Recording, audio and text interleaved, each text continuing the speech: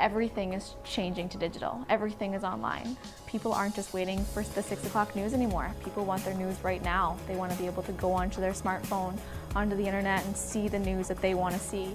Vancouver is growing at, a really rapid rate, the Lower Mainland even, and with the tools that we're given here, we're able to cover all of that. Welcome to BCIT Magazine. I'm Radhika Sikakane. In the program, they really leave it up to you. I mean, the help is there when you need it, figuring out how to use the programs like Premiere, Audition, and figuring out how to use the cameras.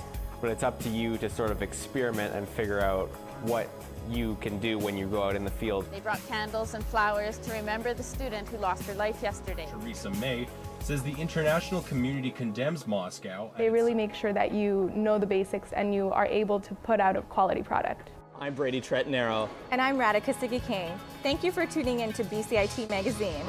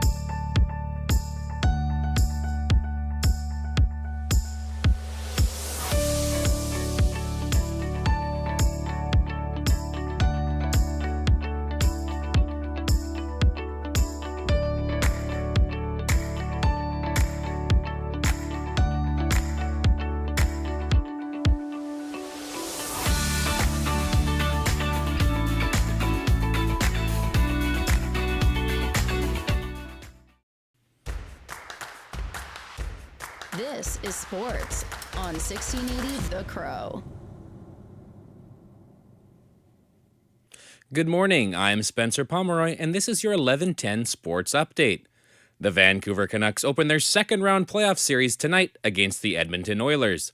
The Canucks edge the Oilers for first place in the Pacific Division and will have home ice advantage throughout the series. The big question still remains, who will be starting between the pipes for Vancouver? Canucks head coach Rick Tocchet has remained tight-lipped on naming a starting goalie since Thatcher Demko went down with an injury after Game 1 of the first round. The Canucks beat the Oilers in all 4 regular season games, but Tocchet says the Oilers' power play could provide some challenges. Their attack mentality is as good as in the league. They once they sniff something, it's there. Backdoor play, slot play, Bouchard one-timer. That can happen in one play, so you have to be ready for it. You got to pick your poison and give them one of hopefully the least dangerous play. Puck drop tonight is 7 o'clock from Rogers Arena. The city of Vancouver announced this morning their plans to host a Canucks viewing party this upcoming Sunday. Meanwhile, the city of New Westminster plans to do the same, being the first of the Tri-Cities with an outdoor event. Isabella Calisi has the details. A motion to allow Canucks playoff viewing parties in the city of New Westminster was passed by City Council this past week. Other cities, like Burnaby and Port Coquitlam, have been holding indoor viewing parties that are more family-oriented. However, New Westminster will be the first of the Tri-Cities to hold an outdoor event for the playoffs. The plan is to show the game at Hayek Square with a connection to the Anvil Center in the downtown core. This was proposed by New Westminster Councillor Daniel Fontaine with support from other members. The party won't be ready for tonight's game, but Fontaine says that staff is moving quickly to set up the event for Sunday's puck drop. Isabella Calisi, BCIT's The Crow. In baseball, the Blue Jays are currently underway at Citizens Bank Park in Philadelphia in the second game of a 2-game series against the Phillies. Chris Bassett got the start for the Jays while former 2011 Blue Jays draft pick Aaron Nola got the ball for the Phillies. The Blue Jays are currently tied with the Phillies in the bottom of the third. A Vladimir Guerrero Jr. RBI single is the only run for the Blue Jays so far. South of the border, the Seattle Mariners will play the Minnesota Twins in the third game of a 4-game series. The team split the first 2 games. The Mariners, who sit a game and a half back of the Texas Rangers in the AL West, will send 2023 All-Star George Kirby to the mound to face Twins starter Chris Paddock. First pitch is scheduled for 4:40. In Canadian content, Victoria's own Nick Pivetta will be starting tonight for the Boston Red Sox against the Atlanta Braves. Also, fellow Red Sox player and Langley Blaze alumni Tyler O'Neill will look to continue his stellar start to the season, currently second in all of MLB in OPS. First pitch from Atlanta is scheduled for 4:20. Back to the ice, the Canadian men's sledge hockey team remains undefeated at the Para-Hockey Worlds. Team Canada played the Czech Republic Tuesday in Calgary. Ontario's Tyler McGregor opened the scoring in the first. Center, McGregor all alone, makes a move inside, he scores! Tyler McGregor's on the board, Canada opens the scoring, it's 1-0. McGregor finished with 2 goals and led Canada to a 5-1 victory. Canada will play in the semi-final Friday night against China. The winner will go on to play either the USA or the Czech Republic in the gold medal game Sunday. In tennis, Canada's Denis Shapovalov was ousted in the first round of the Italian Open this morning, falling to Italy's Luciano Darderi. The Ontario native struggled with serving with 14 double faults and landing just 55% of his first serves. Darderi is set to face Mariano Navoni of Argentina on Friday. Shapovalov is currently ranked 126 in the world. To the pitch, Alphonso Davies and Bayern Munich are at the Santiago Bernabéu today to face Real Madrid in the second leg of the Champions League semi-final. The first leg in Munich finished in a 2-2 draw after a late Vinicius Jr. penalty secured a draw for the visitors. The winner will play Borussia Dortmund in the final at Wembley Stadium in London, June 1st. Now some Olympic news. The highly anticipated 2024 Paris Olympics is only a few months away. The excitement is building in the southern French city of Marseille, where a ship carrying the Olympic torch arrived from Greece for the welcoming ceremony. The torch was lit in Greece last month before being sent to France, where over 1,000 police officers have been on high alert. This has been your 1110 Sports Update. I'm Spencer Pomeroy. You're listening to BCIT's The Crow. 1680 The Crow.